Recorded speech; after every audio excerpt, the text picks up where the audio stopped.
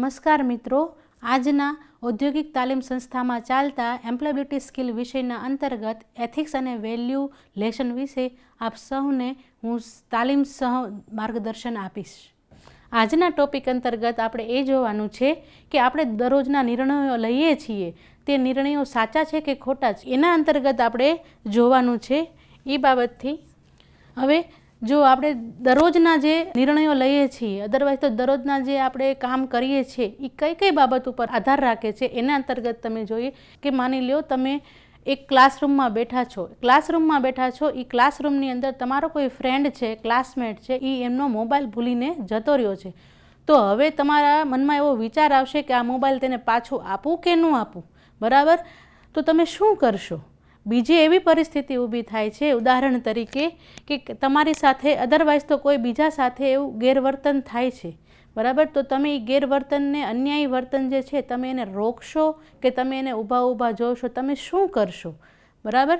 પછીનું એવું છે કે આપણા જીવનની અંદર આવા નાના મોટા ઘણા નિર્ણયો લીધેલા હોય છે. એ નિર્ણયો છે એ કેના બેઝ ઉપર લે છે? એ નિર્ણયો લેવા માટે આપણો અંતરાત્મા કે આપણું મૂલ્ય આપણને શું કહે છે એને અંતર્ગત આ આખો પ્રશ્ન છે. આપણું નીતિશાસ્ત્ર એ શું છે? એ એક આખું હોકાયંત્ર છે. હોકાયંત્ર કેવી રીતના દિશા નક્કી કરે છે, એવી જ રીતના આપણું નીતિશાસ્ત્ર છે એ આપણને નિર્ણયો લેવા માટે મદદરૂપ કરતું હોય છે. વેલ્યુઝ, મૂલ્યો શું છે? એ આપણા આંતરિક મૂલ્યો, એટલે કે આપણા આંતરનો આત્મવિશ્વાસ કયો, અદરવાઇઝ તો નિર્ણય લેવાની જે શક્તિ કહો છો એને મૂલ્યો કહેવાય છે. મૂલ્યો વ્યક્તિ દીઠ અલગ અલગ હોય છે, દરેકના મૂલ્યો એક સરખા હોતા નથી.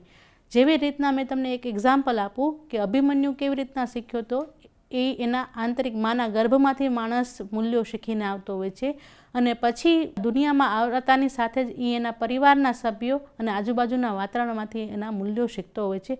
એટલા માટે મૂલ્યો વ્યક્તિ દીઠ અલગ અલગ હોય છે. પછી મૂલ્યો એ આપણી ઓળખ છે, આપણી સંસ્કૃતિ અને પરિવારથી આવે છે, તે આપણા વર્તન અને નિર્ણય ઉપર આધાર રાખે છે. મૂલ્યો શું છે? તો એ આપણી ઓળખ છે, એ આપણા પરિવારમાંથી આવે છે. મેં તમને જેમ કીધું એમ અલગ અલગ પરિવાર હોય, એવી જ રીતના વ્યક્તિ પણ અલગ અલગ હોય અને એના મૂલ્યો પણ અલગ અલગ હોય છે. એક જ ઘરમાંથી બે વ્યક્તિ હશે તો બેયના મૂલ્યો પણ અલગ અલગ હોઈ શકે છે. પછી મૂલ્યો, સોર્સિસ ઓફ મૂલ્યો વ્યક્તિને ક્યાંથી મળે છે? તો કે સૌથી પહેલાં વ્યક્તિને મૂલ્યો એના પરિવારમાંથી મળતા હોય છે. સપોઝ કે બાળકનો જન્મ થાય પછી જ્યારે સમજણું થાય છે ને ત્યારે એના પપ્પા મમ્મી, એના દાદા દાદી, બા, કાકા કાકી કે નાના નાની જે એને સંસ્કાર શીખવાડતા હોય છે કે બેટા દરરોજ ભગવાનને પગે લાગવું જોઈએ, મા બાપ છે એ ભગવાન સમાન છે, ગુરુ છે એ ભગવાન સમાન છે, આવા બધા જે એને સંસ્કાર આપતા હોય છે એ મૂલ્યો કહેવાતા હોય છે. એટલે મૂલ્યો છે એ સૌથી પહેલાં પરિવારમાંથી મૂલ્યો આવતા હોય છે, એટલા જ માટે એને મૂળ કહેવાય છે. બાળક જે શીખે છે એ સૌ પહેલાં પરિવારમાંથી શીખતું હોય છે. બીજું છે સંસ્કૃતિ અને પરંપરા. મૂલ્યો છે એ ફરી પાછા સંસ્કૃતિ અને પરંપરામાંથી આવે છે. આપણે એનું એક ઉદાહરણ લઈએ કે માની લો હિન્દુ ધર્મમાં છે કે ભાઈ સવારે ઉઠીને નાહી ધોઈને ભગવાનની પૂજા કરવી, તો એ શું થયું? એક આપણી સંસ્કૃતિ, આપણી પરંપરા કહીએ. એનાથી બાળક શીખતું હોય છે કે ભગવાન છે એ અસ્તિત્વ રાખે છે, ભગવાન આપણને ક્યાંક ને ક્યાંક જુએ છે. જો આપણે ખોટું કાર્ય કરશું કે ખોટું કામ કરશું તો આપણો અંતરાત્મા જ કહી દેશે કે આ પાપ છે, બરાબર? એટલે એ શું છે? તો કે એક સાચું નિર્ણય લેવાની આપણને શક્તિ પૂરી પાડે છે કે ખોટું કરાય નહીં, સાચો નિર્ણય લેવો જોઈએ, બરાબર? પરંપરા, હવે પરંપરાગત આપણા દાદા છે એ આપણા દાદીને માન સન્માન આપતા હશે, આપણા પપ્પા આપણા મમ્મીને માન સન્માન આપતા હશે, તો એ બાળક ચોક્કસ એની વાઈફ અદરવાઇઝ તો એની બેનને માન સન્માન આપશે. તો આ પરંપરાગત જોઈ એના ઘરના મૂલ્યો શીખે છે. અને ઘણી વખત આપણે એવું પણ જોઈએ છે, જે ઘરની અંદર કોઈ વ્યક્તિ એના લેડીઝ ઉપર હાથ ઉપાડતો હોય, અદરવાઇઝ તો સ્ત્રીઓને સન્માન નથી આપતો, તો એના ઘરનું જે બાળક છે એ એવા જ મૂલ્યો ધરાવશે કે નથી એની મમ્મીને કે નથી એની બેનને કે નથી આવનારી વાઈફને એને સન્માન આપશે. તો મૂલ્યો છે એ સંસ્કૃતિ અને પરંપરાગત પણ આવતા હોય છે. પછી મૂલ્યો ક્યાંથી આવે છે? તો કે આપણે જોઈએ એ રીતના શિક્ષણ ઉપરથી પણ આવે છે. શિક્ષણ શું કામ મહત્ત્વનું છે? શિક્ષણ છે એ સમાજનો વિકાસ કરે છે. જ્યારે કોઈ પણ સમાજ શિક્ષિત ક્યારે, સારો સમાજ ક્યારે થાય છે, સમાજ વિકસિત ક્યારે થાય છે? જ્યારે સમાજના લોકો સાચું શિક્ષણ મેળવતા હોય છે. કોઈ પણ દેશનો વિકાસ ક્યારે થાય છે? જ્યારે ત્યાંના લોકો સાચું શિક્ષણ મેળવતા હોય છે, બરાબર. તો એ જ રીતના શિક્ષણ વેલ્યુને કેવી રીતના શીખવે છે? તો કે આપણે જોઈએ, આના ઉપરથી હું તમને એક એક્ઝામ્પલ આપું કે ઘણી વખત તમે જો સરકારનું જે સ્લોગન છે બેટી બચાવો બેટી પઢાઓ અંતર્ગત આપણે જોઈએ, ઘણી વખત હાઈ પોઝિશનવાળા લોકો, ડૉક્ટર લેવલના કક્ષાના, અદરવાઇઝ તો ઘણી વખત એવા પણ લોકો મેં જોયેલા છે, માના ગર્ભમાં રહેલા બાળકનું તપાસ કરાવડાવે છે કે દીકરો છે કે દીકરી છે. જો તે દીકરી હોય તો ભ્રૂણ હત્યા કરાવે દીકરાના મોહમાં, બરાબર. તો આ સાચું શિક્ષણ મારા મંતવ્ય પ્રમાણે નથી. ભલે એના મૂલ્યો અલગ હોઈ શકે છે, આ મૂલ્ય સાચું મૂલ્ય કહેવાતું નથી. એનો અંતરાત્મા એને ઘણી વખત ના પણ પાડતો હોય છે કે આવું ન કરાય, છતાં પણ આ રીતના એ પગલાં લેતા હોય છે. એ સાચું શિક્ષણ કહેવાય નહીં. સાચું શિક્ષણ કોને કહેવાય?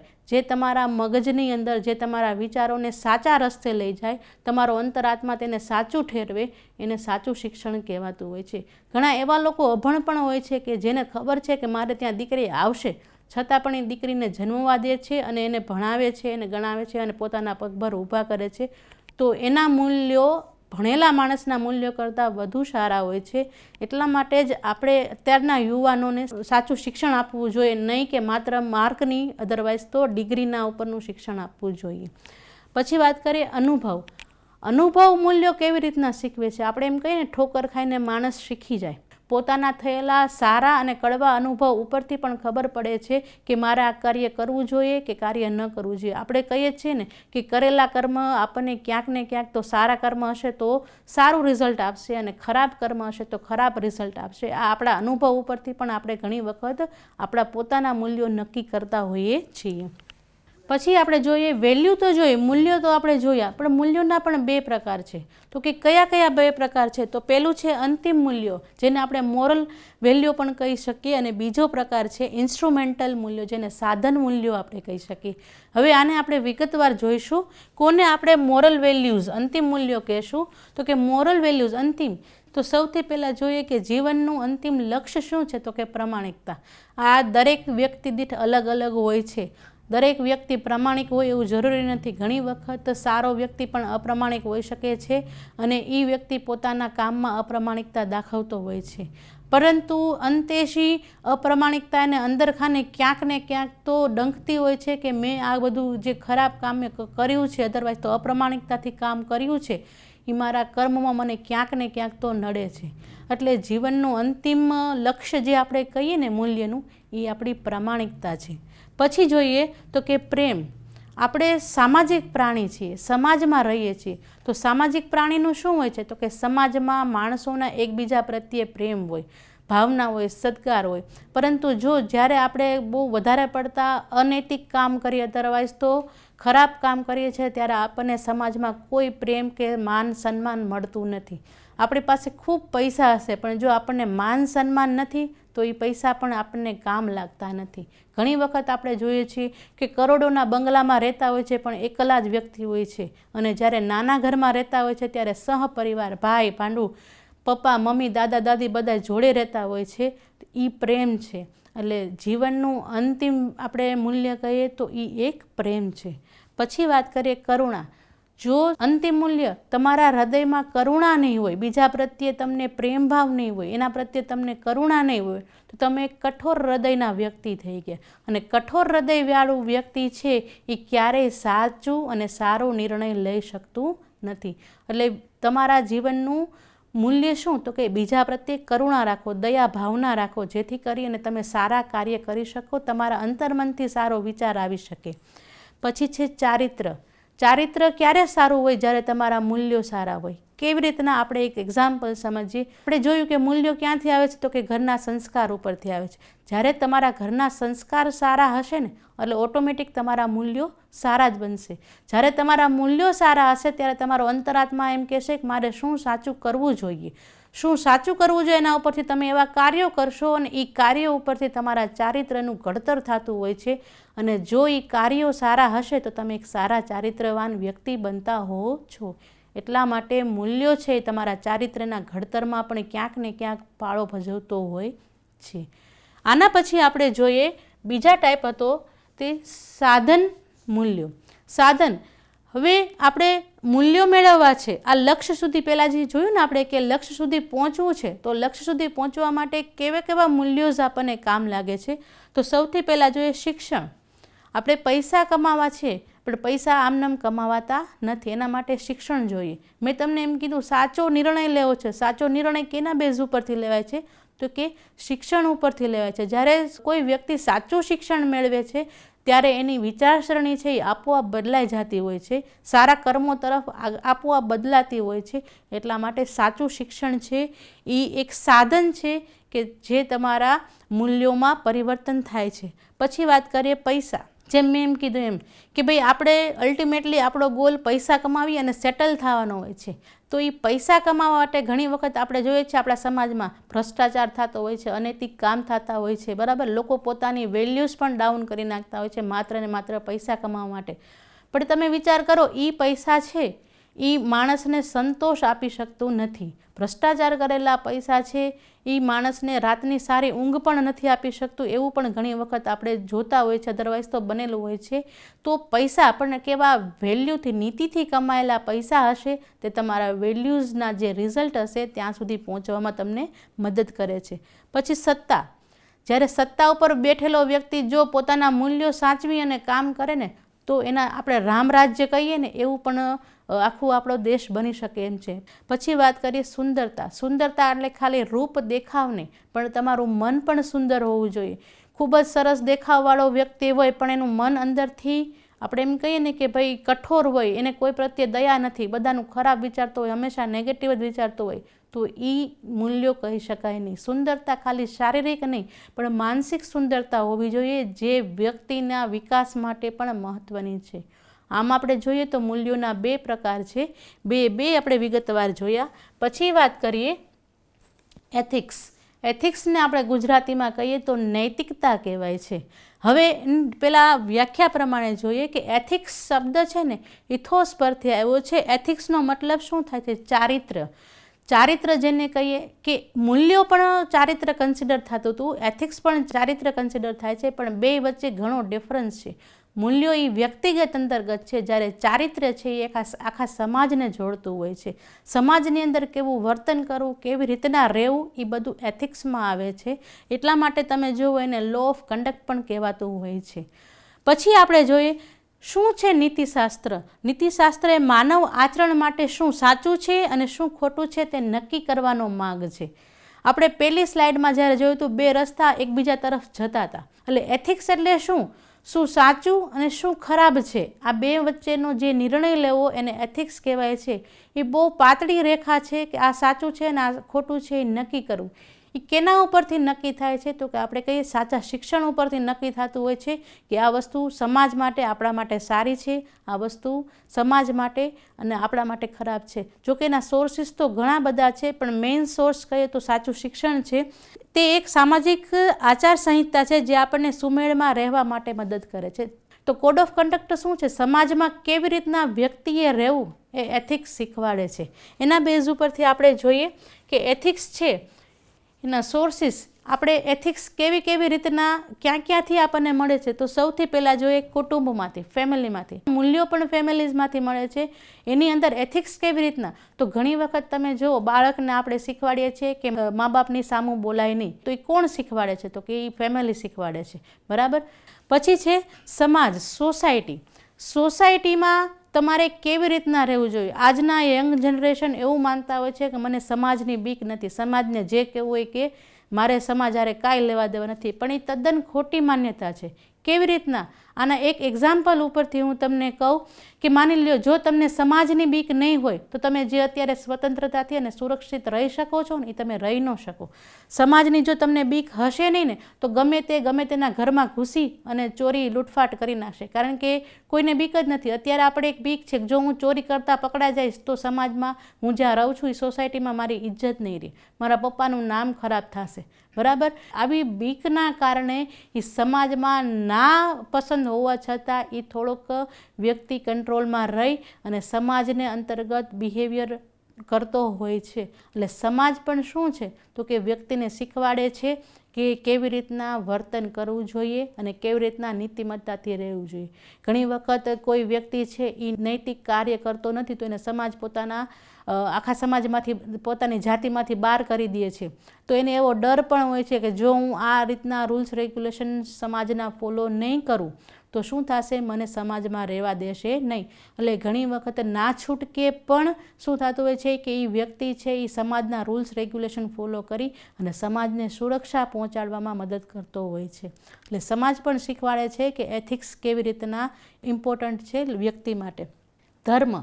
ધર્મ કેવી રીતના આપણે એમ કહીએ કે નૈતિકતા શીખવાડે છે તો કે કોઈ પણ ધર્મ એવું નથી કહેતો કે બીજા ધર્મનું અપમાન કરો. હિન્દુ હોય, મુસ્લિમ હોય, શીખ હોય કે ઈસાઈ હોય, દરેક વ્યક્તિ પોતપોતાના ધર્મને માન આપે, બીજાના ધર્મને માન આપે. અને તમે જુઓ આપણે ગીતા છે, ગીતામાં આપણને બધું શીખવાડે છે ને કે ભાઈ કર્મ કરો, ફળની આશા રાખોમાં કોઈ બીજાને અન્યાય ન કરો, બીજા સાથે કોઈ ખોટું ન કરો, જીવ હિંસા ન કરવી, કે કોઈ વ્યક્તિને તમે અપમાન ન કરો, દરેક ધર્મને માન આપો. પછી જોઈએ શાળા અને મિત્રો, તો આપણે એક જોવા જઈએ ને તો શાળામાંથી બાળક સારું શીખે છે. જેમ કે આપણે ઘણા બધા એથિક્સ સ્કૂલમાંથી શીખતા હોય છે કે ચલો બધા સાથે મળીને ટીમમાં કામ કરીએ. પછી શાળા શું શીખવાડે છે તો કે બધા સાથે મળીને લાઇનમાં ઊભા રહો, ડિસિપ્લિન શીખવાડે છે કે કોઈ સામે ઊંચા બોલવું નહીં, ગુરુ સામે આપણે સામે અવાજે બોલવું નહીં, બધા શાંતિથી બેસવું. ડિસિપ્લિન એક પ્રકારનું સમાજની અંદર કેવું હોવું જોઈએ એ આપણને કોણ શીખવાડે છે તો કે સ્કૂલની અંદર ટીચર્સ આપણને શીખવાડતા હોય છે. તો શાળાઓ પણ શું છે એ આપણને એથિક્સ નિયમ શીખવાડે છે કે શું સાચું છે અને શું ખોટું છે.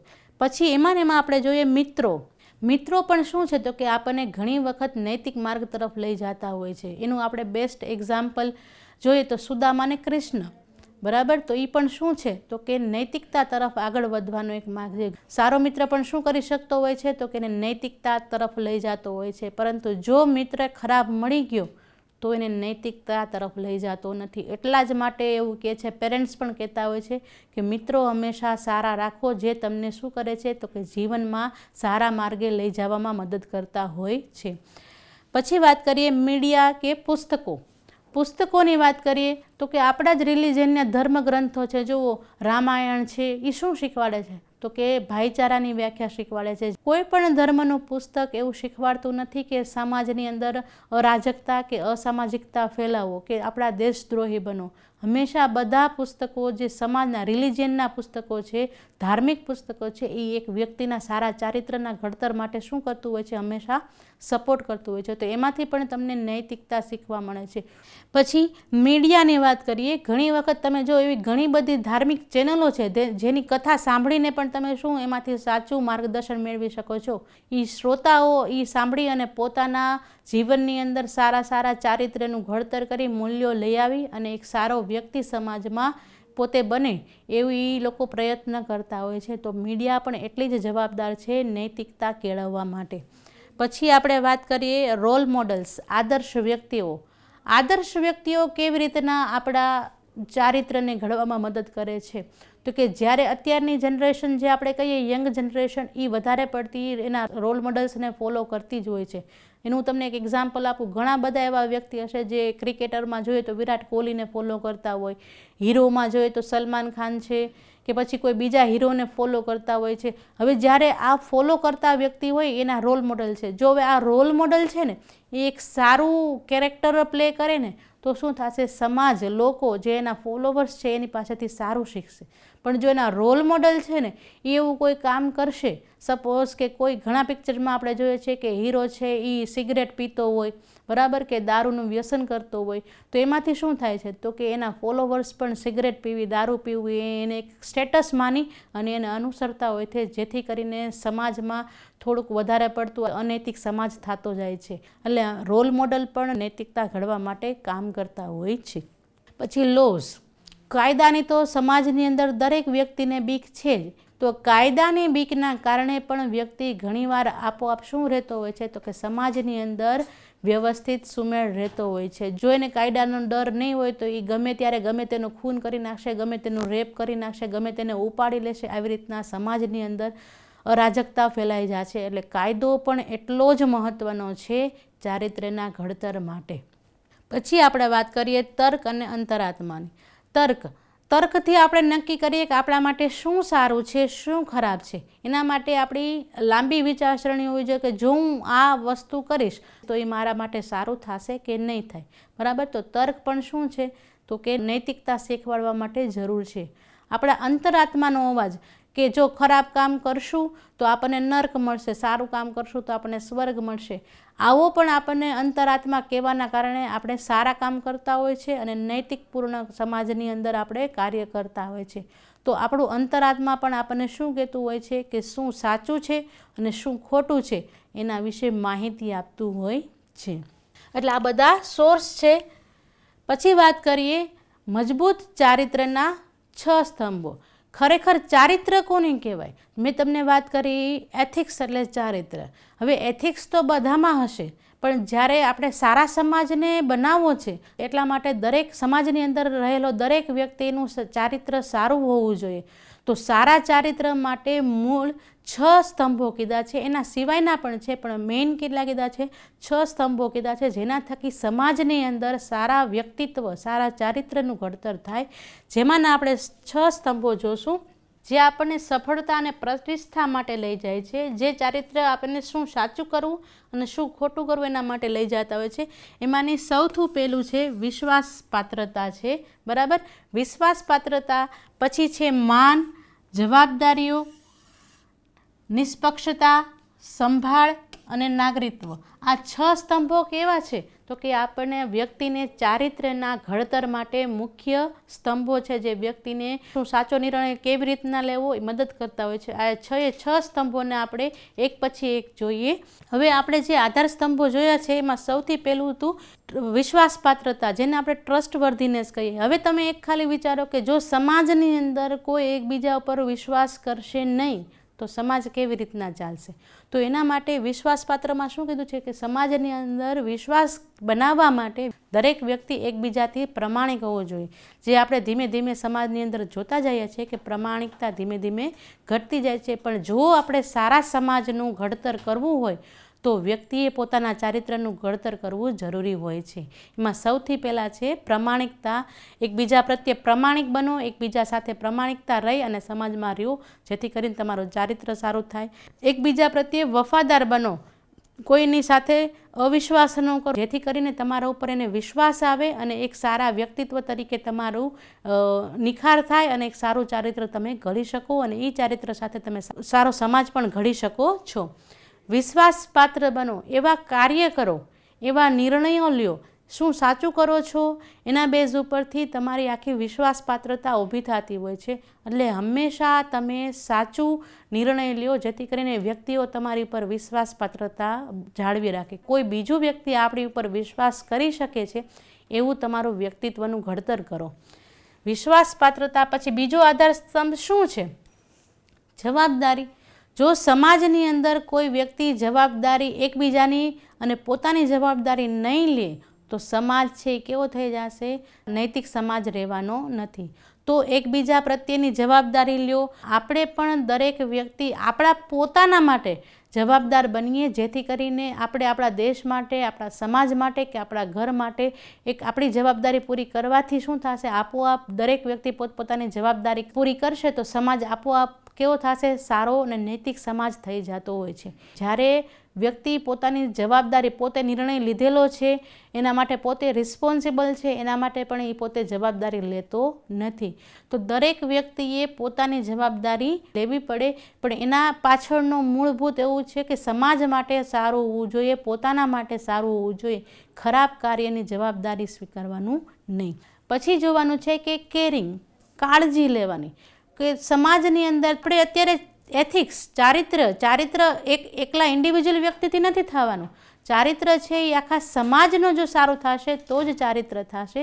તો ચારિત્રમાં આપણે એકબીજાની કાળજી લેવાની છે કે તમે દયાળુ બનો એકબીજા પ્રત્યે. ત્યારે આપણે જોતા જઈએ છીએ કે લોકોને માણસ પ્રત્યે, માણસને મારી નાખવો કે માણસને નુકસાન પહોંચાડવું કે માણસને હેરાન કરવું એમાં એક મજા લે છે. આવો જો માણસના મૂલ્યો હશે તો એ સમાજ ક્યારેય આગળ આવી શકતા નથી. એકબીજા પ્રત્યે કરુણાભાવ રાખો. આપણા ગુજરાતની અંદર તો ઘણું એવું સારું છે કે લોકો એકબીજાને કાળજી રાખે છે, એકબીજા પ્રત્યે કરુણતા રાખે છે. ઘણી વખત તમે જુઓ, આપણે નથી કહેતા કે આપણે ગુજરાતની અંદર ક્યાંક રસ્તો પૂછવો હોય ને તો આપણે કોઈ ભાઈને કે બેનને પૂછીએ છીએ કે ભાઈ આ રસ્તો કઈ બાજુ છે, તો એ આપણને ઊભા રહી અને જવાબ પણ આપશે. તો એકબીજા પ્રત્યે શું થાય કે એકબીજાને સપોર્ટ કરવાની વાત છે. જ્યારે ઘણા એવા સિટી છે જ્યાં આપણે જો ખાલી પૂછીએ ને ઊભા રહેવા માટે કોઈ તૈયાર નથી, કોઈ એક પાણીનો ગ્લાસ આપવા માટે પણ તૈયાર નથી, કારણ કે દિવસે દિવસે એની અંદરનું જે રહેલું માનવતા છે એ મરી પરવાડતું હોય છે. પરંતુ એવું થવું જોઈએ નહીં. તમારે જો સારો સમાજ જોતો હોય તો એકબીજા પ્રત્યે દયા, એકબીજા પ્રત્યે કરુણતા, સહાનુભૂતિ દર્શાવવી જોઈએ. હવે એવા ઘણા ગામડાઓ જોયા છે કે જે ગામડામાં વૃદ્ધો હસબન્ડ વાઈફ જ રહેતા હોય છે, જેના બાળકો કાં તો ફોરેન હોય કાં તો મોટા સિટીમાં રહેતા હોય છે. જો હવે એ ગામડાની અંદર એવા બધા યુવાનો હોય છે કે એમને ઘણી બધી હેલ્પ કરતા હોય છે, એના પ્રત્યે સહાનુભૂતિ દર્શાવતા હોય છે, વસ્તુ લઈ આવી દેવી કે એને બીજી ત્રીજી મદદ કરવી, તો એ યુવાનોને એમના પ્રત્યે સહાનુભૂતિ હશે તો મદદ કરશે ને. જો એવી સહાનુભૂતિ સમાજમાં નહીં રહે તો કોઈ પણ વ્યક્તિ એકબીજાને મદદ કરવાના નથી. જ્યારે વ્યક્તિઓ એકબીજાને મદદ નહીં કરે તો કેવો કઠોર સમાજ થઈ જશે, અને કઠોર સમાજ છે એમાં તમે સારું જીવન જીવી શકવાના નથી. એટલે એકબીજા પ્રત્યે સહાનુભૂતિ હોવી જોઈએ. હંમેશા બીજાને મદદ કરવાની ભાવના રાખો. એટલે શું થાય, જ્યારે સમાજની અંદર દરેક વ્યક્તિ આવી રીતના અલગ અલગ વ્યક્તિને જ્યારે મદદની ભાવના રાખશે એટલે આપોઆપ આખી સાંકળ શું થઈ જવાની છે, એકબીજાને મદદ કરવાની સાંકળ થઈ જવાની છે, જેથી કરીને સમાજ સુરક્ષિત અને સારો માર્ગદર્શક એવો સમાજ ઊભો આપણે કરી શકીએ છીએ. એટલે હંમેશા એકબીજાની મદદ કરો એટલે તમારું ચારિત્ર આપોઆપ સારું થશે. હંમેશા આભાર વ્યક્ત કરો. આજના સમયમાં આપણે કોઈને થેન્ક યુ કહેવાનું ભૂલી ગયા છે. કોઈ આપણને કેટલી સારી મદદ કરતા હોય છે, કોઈ સારો રિસ્પોન્સ આપે છે, તોય પણ આપણે એને થેન્ક યુ કહી શકતા નથી, આભાર વ્યક્ત કરી શકતા નથી. પણ ખરેખર તો આપણે સૌથી પહેલાં ઈશ્વરનો આભાર માનવો જોઈએ, જેને આપણને આ પૃથ્વીમાં આવા સરસ એવા પૃથ્વીમાં આપણને જન્મ આપ્યો છે. તો ઈશ્વરના આભાર, આપણા મા બાપનો આભાર કે જેને આપણને સારા સંસ્કાર સાથે, સારા શિક્ષણ સાથે ઉછેર કર્યો છે. આપણી શાળાનો આભાર કે જેને આપણને સાચું શિક્ષણ આપ્યું છે. એવી રીતના દરેક વ્યક્તિનો તમે જો આભાર માનશો તો આપોઆપ તમારું ચારિત્ર પણ સારું થાય, અને એવા ચારિત્રવાળા દરેક વ્યક્તિ થશે તો સમાજનું ઘડતર પણ કેવું થશે, સારું જ થતું હશે. આધાર સ્તંભોમાંના પછીનું જોઈએ ફેરનેસ, નિષ્પક્ષતા જેને કહીએ છીએ. નિષ્પક્ષતા શું છે તો કે હંમેશા સમાજની અંદર નિષ્પક્ષ રહી અને ફેસલો કરો કોણ સાચું છે કોણ ખોટું છે. ઘણી વખત વ્યક્તિ પોતાના મોહમાં આવી, પોતાના સગા સંબંધીઓના મોહમાં આવીને પણ ક્યારેક પક્ષપાત કરી બેઠતા હોય છે. એટલે નિષ્પક્ષ થઈ હંમેશા ફેસલો લો, નિર્ણય લો, જેથી કરી અને સમાજ તમારા પ્રત્યે આદર રાખે. પછી વાત કરીએ રિસ્પેક્ટની. હંમેશા સમાજની અંદર એકબીજા પ્રત્યે રિસ્પેક્ટ રાખો, આદર રાખો. જ્યારે તમે બીજા પ્રત્યે આદર રાખશો તો ત્યારે સામેવાળા વ્યક્તિ પણ તમારા પ્રત્યે આદર રાખશે. જો સમાજ આમનામ એકબીજાને રિસ્પેક્ટ રાખશે તો સમાજમાં હંમેશા નીતિમત્તા અને એકબીજાની આદર જળવાઈ રહેશે અને સમાજ સારો બની શકવાની શક્યતાઓ રહેશે. હવે આપણે જોઈએ મૂળ તો કે નીતિશાસ્ત્ર અને મૂલ્ય વચ્ચેનો તફાવત શું છે. તો કે નીતિશાસ્ત્ર, એથિક્સ અને વેલ્યુઝ વચ્ચેનો તફાવત છે. પહેલાં તો ક્યાંથી આવે છે, સ્ત્રોત. તો એથિક્સ છે એ બાહ્ય સમાજમાંથી આવે છે, વ્યવસાયમાંથી આવે છે, અને જ્યારે મૂલ્યો છે આંતરિક હોય છે, પોતાના અંતર્ગત હોય છે. પછી કામ શું કરે છે બંને, તો એથિક્સ છે એ વર્તનના ધોરણો, સમાજની અંદર વ્યક્તિએ કેવી રીતના વર્તન કરવું એના ધોરણો નક્કી કરે છે. જ્યારે મૂલ્યો છે એ જીવનની પ્રાથમિકતાઓ નક્કી કરે છે કે ઇન્ડિવિજ્યુઅલ વ્યક્તિએ પોતાને પ્રથમ શું જોઈએ છે, એ વેલ્યુઝ નક્કી કરતી હોય છે. પછી જોઈએ વિગતમાં સ્થિરતા. તો એથિક્સની અંદર સ્થિરતા શું છે તો કે સમૂહ માટે સમાન છે. એથિક્સ છે એ સમાજની અંદર રહેલા સમૂહ માટે, દરેક વ્યક્તિ માટે સમાન છે. જ્યારે મૂલ્યો છે એ દરેક વ્યક્તિના અલગ અલગ ઇન્ડિવિજ્યુઅલ હોઈ શકે છે. એનું ઉદાહરણ આપણે જોઈએ તો કે નીતિશાસ્ત્રમાં સમાજની અંદર રહેલા દરેક લોકોએ કાયદાનું પાલન કરવું જોઈએ. જ્યારે વેલ્યુઝ છે એ દરેક વ્યક્તિની અલગ અલગ પ્રામાણિકતા હોય, અલગ અલગ એ લોકોનો પ્રેમ હોય, શિસ્ત હોય છે, અલગ અલગ એ લોકોના પોતાના અંતરાત્માના અવાજ ઉપરથી નિર્ણય લેવાની ક્ષમતા હોય છે. પછી આગળ વાત કરીએ. ઓકે, હવે પછી આપણે જોઈએ કે જ્યારે નીતિશાસ્ત્રનું પતન થાય છે ત્યારે વિવિધ સ્તરો ઉપર શું શું પરિણામ આવી શકે છે. એમાં આગળ જોઈએ છીએ નીતિશાસ્ત્રનો વિવિધ સમાજ ઉપર અદરવાઇઝ તો વિવિધ સ્તરે શું પ્રભાવ પડે છે, એમાં સૌથી પહેલાં આપણે જોઈએ કે વ્યક્તિગત ઉપર. જ્યારે વ્યક્તિ છે એ નૈતિક હશે ત્યારે પોતે ખુશ હશે, સુખી હશે, સંતોષ હશે, એને પોતે ચિંતામુક્ત રહી અને રહી શકશે. જ્યારે વ્યક્તિ પોતે અનૈતિક હશે ત્યારે એને ચિંતા રહેશે, પોતે શાંતિથી સૂઈ પણ નહીં શકે અને સુખીથી જીવન પસાર કરી શકવાનો નથી. પછી બીજા જોઈએ સમાજ પર એની શું અસર પડશે. જ્યારે વ્યક્તિ પોતે જ છે એ શું રહેવાનો છે, સુખી નથી, સંતોષ નથી, ત્યારે સમાજ પણ કેવો થશે તો કે અનૈતિકમાં હંમેશા સંઘર્ષ રહેશે, તણાવ રહેશે, એકબીજાની સાથે ઝઘડાઓ થશે. પણ જ્યારે જો વ્યક્તિ પોતે નૈતિક રહેશે એટલે આપોઆપ સમાજ પણ કેવો થશે, સહકાર એકબીજા પ્રત્યે હશે, વિશ્વાસ હશે, એકબીજા પ્રત્યે કેર હશે, સમૃદ્ધિ વધશે અને શાંતિપૂર્વક સમાજ રહી શકે. પછી બીજા સ્તરની વાત કરીએ, અર્થતંત્ર અને રાજનીતિ ઉપર શું અસર થશે. જ્યારે અર્થતંત્ર ઉપર વાત કરીએ તો જ્યારે નૈતિક અર્થતંત્ર હશે ત્યારે આર્થિક સ્થિરતા હશે, અર્થતંત્રનો વિકાસ થશે અને વિશ્વાસ અને પારદર્શકતા રહેશે. જ્યારે અનૈતિક અર્થતંત્ર હશે ત્યારે શું થશે, નકરા કૌભાંડો થશે, ભ્રષ્ટાચારો થશે અને સિસ્ટમનું આપોઆપ પતન થતું હોય છે. એવી જ રીતના રાજનીતિ ઉપર શું પ્રભાવ પડે છે, તો રાજનીતિ ઉપર જ્યારે નૈતિક રાજનીતિ હશે ત્યારે લોકશાહી હંમેશા મજબૂત બનશે, લોકતંત્ર સશક્ત બનશે અને બધી જ નીતિઓનું શું થશે, પાલન થતું હશે અને લોકોના કલ્યાણનું વિચારાતું હશે. પણ જો જ્યારે રાજનીતિ અનૈતિક બનશે ત્યારે શું થશે, હંમેશા રાજકારણમાં રહેનાર વ્યક્તિ અનૈતિક હશે તો અપરાધ કરશે, વંશવાદ જ થશે અને સંસ્થાઓમાં પારદર્શકતા નહીં રહે અને અવિશ્વાસ ઊભો થશે. પછી આપણે વાત કરીએ વૈશ્વિક સ્તરે અને ટેકનોલોજીમાં શું અસર થાય છે. તો વૈશ્વિક સ્તરે અને ટેકનોલોજીમાં એવી અસર થાય છે, તો વૈશ્વિક સ્તરે શું ઇમ્પેક્ટ પડે છે, જ્યારે નૈતિક હશે ત્યારે દેશની છબી આપોઆપ સારી થાય, વેપાર સંબંધો સારા થાય છે, આંતરરાષ્ટ્રીય મંચો ઉપર આપણા દેશને સન્માન મળતું હોય છે. અને જ્યારે અનૈતિક હશે ત્યારે દેશનો વિકાસ થતો નથી.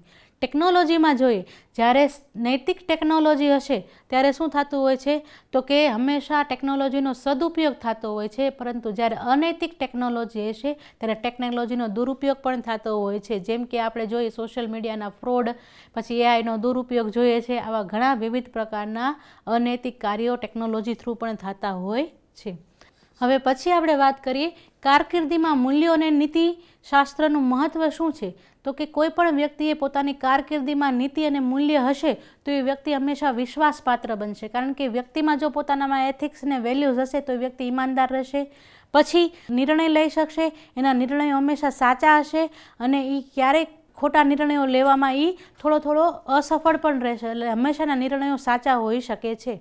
પછી જો વ્યક્તિ એથિક્સ અને વેલ્યુઝવાળો હશે તો હંમેશા એન્વાયરમેન્ટ પોઝિટિવ રાખશે, હંમેશા ટીમવર્કમાં કામ કરશે, બરાબર. અને એને સફળતા પણ કેવી હશે, ટકાઉ લાંબા ગાળાની સફળતા મળશે. કારણ કે હંમેશા ટીમમાં કામ કરે છે, એકલો આગળ વધતો નથી.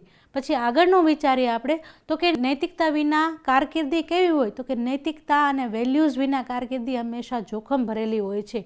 કેવી રીતના, તો કે જો નૈતિકતા વગર તમે કામ કરશો તો તમારી પ્રતિષ્ઠા, તમારા સન્માનનું નુકસાન જશે. અયોગ્ય વર્તનથી વ્યક્તિ અને તમારી વ્યવસાયિક પ્રતિષ્ઠા પણ ખરાબ થતી જોવા મળતી હોય છે. કાયદાકીય સમસ્યાઓ, જ્યારે તમે નૈતિક કામ નહીં કરો ત્યારે તમારે કાયદાકીય સમસ્યાનો ભોગ બનવો પડશે અને નૈતિકતાના ઉલ્લંઘનથી ઘણી વખત કાયદેસરની કાર્યવાહી અને કાં તો સમાજ તમારો બહિષ્કાર પણ કરી શકવાની શક્યતાઓ હોય છે. અને જ્યારે આવું બધું થાય છે ત્યારે હંમેશા માણસ છે, વ્યક્તિ છે, કેવો છે, માનસિક તણાવમાં રહે છે અને ડિપ્રેશનનો ભાગ બનતો હોય છે. એટલે જો નૈતિકતા નહીં હોય તો તમારી કારકિર્દી પણ જોખમમાં હોય છે. હવે આપણે એમ કહીએ કે તો નૈતિકતા તો રાખવી છે, નૈતિક નિર્ણયો લેવા છે, તો નૈતિક નિર્ણયો લેવા માટે મુખ્ય 3 દ્રષ્ટિકોણ હોય છે. કયા 3 દ્રષ્ટિકોણ? તો સૌથી પહેલાં હંમેશા કોઈ પણ નિર્ણય છે, અદરવાઇઝ તો તમારે નિર્ણય લેવા માટે કર્તવ્ય આધારિત, એટલે તમે તમારા ક્રિયા પોતે છે એના બેઝ ઉપર જાઓ.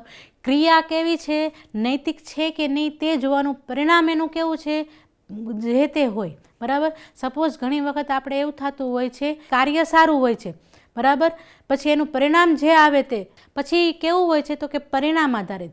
જ્યારે આમાં ખાલી પરિણામ જોવાતું હોય છે, ક્રિયા ઉપર આધાર રખાતો નથી. જ્યારે પરિણામ સારું હોય, અંત ભલા તો સબ ભલા, જેવું પરિણામ સારું હશે અને તમારી જો મેથડ ગલત હશે તો પણ શું થતું હોય છે, તો એ એક દ્રષ્ટિકોણ છે જેમાંથી તમે વિચારી શકો કે શું સાચું છે, શું ખરાબ છે. પછી ત્રીજી વાત કરીએ સદ્ગુણ નીતિશાસ્ત્ર. એની અંતર્ગત ક્રિયા કરનાર વ્યક્તિનું ચારિત્ર કેવું છે, એના વિચારો કેવા છે, એના સદ્ગુણો કેવા છે, એના ઉપરથી નક્કી થતું હોય છે કે આ વ્યક્તિ જે ક્રિયા કરે છે એ ક્રિયા સાચી છે કે ખોટી છે. એટલે આમ નિર્ણય લેવા માટે આ 3 તબક્કા દ્રષ્ટિકોણ મહત્ત્વના છે. નૈતિકતા અને મૂલ્યો કેવી રીતના વિકસાવી શકાય? તો કે સૌથી પહેલાં તમે પોતાનું આત્મવિશ્લેષણ કરો કે મારે શું સાચું અને શું કરવું જોઈએ, એ વસ્તુ વિચારો. હંમેશા પોઝિટિવ વાતચીત કરો, સકારાત્મક સંવાદ કરો. ગમે તે વ્યક્તિને મળો, ગમે તે વ્યક્તિ સાથે વાતચીત કરો તો હંમેશા પોઝિટિવ વાતચીત કરો. નૈતિક પડકારો કોને કહેવાય? જેને એથિકલ ડાયલેમા કરવા. ઘણી વખત એવી પરિસ્થિતિ આવી જતી હોય છે કે શું સાચું ને શું ખોટું વિચારવામાં તમને મુશ્કેલી પડતી હોય છે. તો એવી પરિસ્થિતિના પડકારો તમે સહન કરતા શીખો અને એ તમારી વસ્તુને ડેઇલી અમલમાં, એટલે કે દરરોજની દિનચર્યામાં તમે એનો અમલ કરતા જાઓ, જેથી કરીને તમે તમારા જીવનની અંદર નૈતિક મૂલ્યો વિકસાવી શકો છો. તમારું પોતાનું વ્યક્તિત્વ મૂલ્યો કેવી રીતના નક્કી કરો? તો આ એક વૃક્ષ દ્વારા જોઈ શકીએ. મૂલ્યોને શું કામ મૂળિયામાં રાખ્યા છે? કારણ કે મૂલ્યો એ મૂળ છે દરેક વ્યક્તિનું. એટલે તમે જુઓ કે આ ઘણા બધા તમને એક્ઝામ્પલ આપેલા છે વૃક્ષની નીચે, જેમાંથી દરેક વ્યક્તિ પોતાની અલગ અલગ મૂલ્યો નક્કી કરી અને પોતાની રીતના નૈતિકતા દાખવી શકતા હોય છે. આગળ આપણે જોઈએ ઉપસાહાર નૈતિક અને મૂલ્યો છે એ કેવી રીતના અસર કરે છે. તો કે આધુનિક સમાજની અંદર નૈતિકતા અને મૂલ્ય જરૂરી છે, તો જ સમાજ સારો થશે અને દરેક વ્યક્તિ શાંતિથી પોતાનું જીવન જીવી શકશે. નૈતિક અને મૂલ્યો માત્ર વ્યક્તિની, સમાજ માટે પણ જરૂરી છે અને જો મૂલ્યો અને નૈતિકતા વ્યક્તિમાં નહીં હોય તો એ સમાજ છે એ સારો થઈ શકવાનો નથી. એટલે અંતમાં એટલું જ કહેવાનું છે, જો એથિક્સ અને વેલ્યુ દરેક વ્યક્તિમાં ઇમ્પ્લિમેન્ટ થશે એટલે આપોઆપ આપણો સમાજ સારો થઈ જશે. હવે પછી આને લગતા આપણે જોઈએ થોડાક પ્રશ્નો, કે જેમાં પહેલો પ્રશ્ન છે એથિક્સ. ગ્રીક શબ્દ છે એથોસ પરથી આવ્યો છે, જેનો મતલબ શું થાય છે? બરાબર. એના ઓપ્શન્સ છે: A કાયદો, B ચારિત્ર અથવા આદત, C સંપત્તિ અને D ધર્મ. હવે એનો જવાબ આપણે ચારિત્ર અથવા આદત છે. બીજો પ્રશ્ન છે નૈતિકતા મુખ્યત્વે શેના પર આધારિત હોય છે? એના 4 ઓપ્શન્સ આપેલા છે. A વ્યક્તિગત અંતરાત્મા અને મૂલ્યો ઉપર આધારિત છે, B દેશના કાયદા ઉપર આધારિત છે, C આર્થિક નફા ઉપર આધારિત છે કે D ટેકનોલોજી ઉપર આધારિત છે. આનો સાચો જવાબ આવશે A વ્યક્તિગત અંતરાત્મા અને મૂલ્યો ઉપર આધારિત છે. ત્રીજો પ્રશ્ન છે માનવીય મૂલ્યો શું છે? ઓપ્શન A છે વસ્તુની કિંમત છે, ઓપ્શન B જીવન જીવવાના પાયાના સિદ્ધાંતો અને આદર્શો છે, ઓપ્શન C સમાજમાં આપણો હોદ્દો છે અને ઓપ્શન D છે બેંક બેલેન્સ.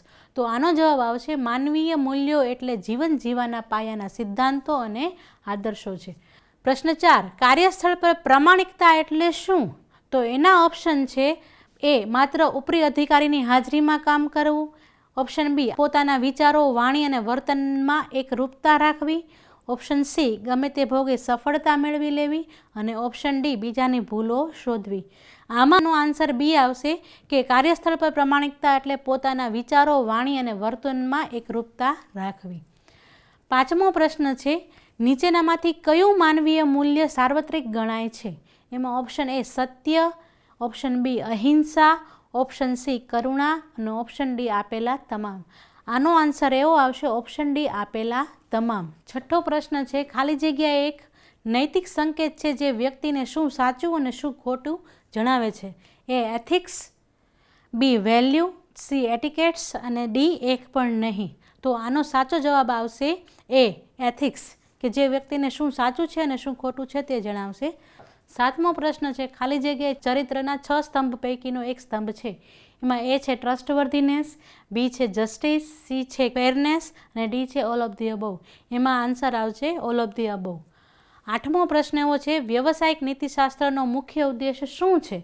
તો એમાં A ઓપ્શન એવું છે વધુ નફો કમાવાનો છે, B ઓપ્શન વ્યવસાયમાં પ્રામાણિકતા અને જવાબદારી જાળવવાની છે, C હરીફોને હરાવવા છે અને D માત્ર કાયદાનું પાલન કરવું છે. જેનો જવાબ આવશે B વ્યવસાયમાં પ્રામાણિકતા રાખવી અને જવાબદારી જાળવવી વ્યવસાય નીતિશાસ્ત્રનો મુખ્ય ઉદ્દેશ છે. 9મો પ્રશ્ન નીચેનામાંથી કયું લક્ષણ નૈતિક વ્યક્તિત્વનું છે? એમાં ઓપ્શન A સ્વાર્થ, ઓપ્શન B પક્ષપાત, ઓપ્શન C સત્યનિષ્ઠા અને D ક્રોધ. જેમાં નૈતિક વ્યક્તિત્વનું લક્ષણ છે સત્યનિષ્ઠતા, ઓપ્શન C એનો જવાબ આવશે. નેક્સ્ટ પ્રશ્ન છે 10મો પ્રશ્ન, એટલે એથિકલ ડિલેમા એટલે શું? તો કે એથિકલ ડિલેમા એટલે પહેલો ઓપ્શન છે 2 ખોટા વિકલ્પોમાંથી એકને પસંદ કરવો. બી ઓપ્શન 2 સમાન નૈતિક મૂલ્યો વચ્ચે સંઘર્ષની સ્થિતિ. ઓપ્શન સી કોઈ પણ નિર્ણય ન લેવો. અને ઓપ્શન ડી કાયદાનું ઉલ્લંઘન કરવું. જેનો જવાબ આવશે એથિકલ ડિલેમા એટલે 2 સમાન નૈતિક મૂલ્યો વચ્ચે સંઘર્ષની સ્થિતિ. આપ સૌને જે એમ્પ્લોયબિલિટી સ્કિલ અંતર્ગત એથિક્સ અને વેલ્યુ વિશે જે મેં તમને માહિતી આપી એ બદલ તમને સમજણ પડી હશે એવી આશા સાથે તમારો ધન્યવાદ.